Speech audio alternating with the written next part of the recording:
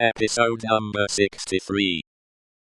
A sumptuous man was the farmer general. 30 horses stood in his stables, 24 male domestics sat in his halls, 6 body women waited on his wife. As one, who pretended to do nothing but plunder and forage, where he could, the farmer general, howsoever his matrimonial relations conduced to social morality, was at least the greatest reality among the personages who attended at the hotel of Monseigneur that day.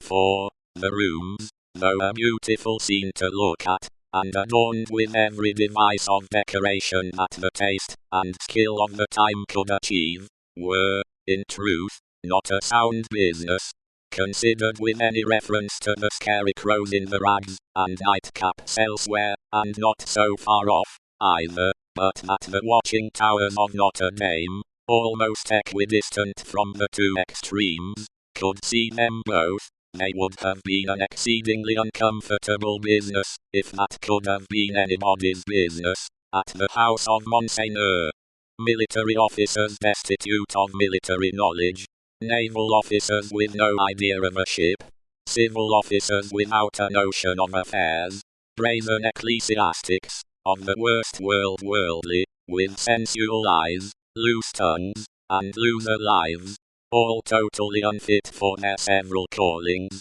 all lying horribly in pretending to belong to them, but all nearly or remotely of the order of Monseigneur, and therefore foisted on all public employments, from which anything was to be got. These were to be told off by the score, and the score.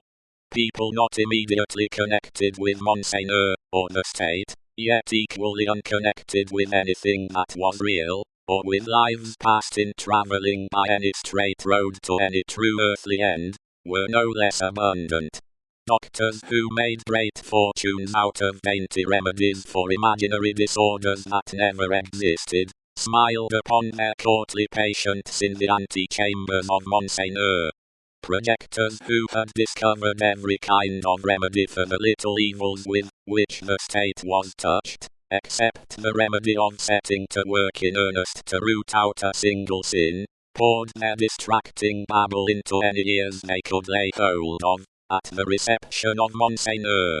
Unbelieving philosophers, who were remodeling the world with words, and making card towers of Babel to scale the skies with, talked with unbelieving chemists, who had an eye on the transmutation of metals, at this wonderful gathering accumulated by Monseigneur. Exquisite gentlemen of the finest breeding, which was at that remarkable time, and has been since, to be known by its fruits of indifference to every natural subject of human interest, were in the most exemplary state of exhaustion, at the hotel of Monseigneur. Such homes had these various notabilities left behind them in the fine world of Paris, that the spies among the assembled devotees of Monseigneur, forming a goodly half of the polite company, would have found it hard to discover among the angels of that sphere one solitary wife, who, in her manners and appearance, owned to being a mother. Indeed, except for the mere act of bringing a troublesome creature into this world, which does not go far towards the realization of the name of mother, there was no such thing known to the fashion. Peasant women kept the unfashionable babies close, and brought them up, and charming grandmammas of 60 dressed, and supped as at 20.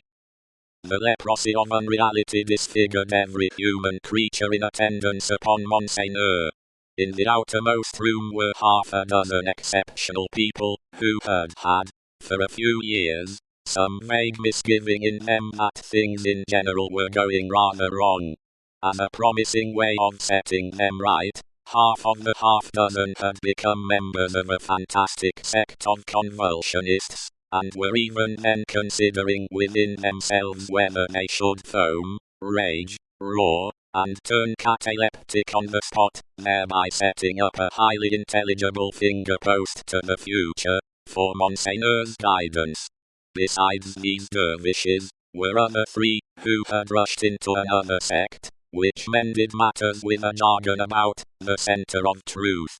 holding that man had got out of the centre of truth, which did not need much demonstration, but had not got out of the circumference, and that he was to be kept from flying out of the circumference, and was even to be shoved back into the centre, by fasting, and seeing of spirits. Among these, accordingly, much discoursing with spirits went on, and it did a world of good, which never became manifest.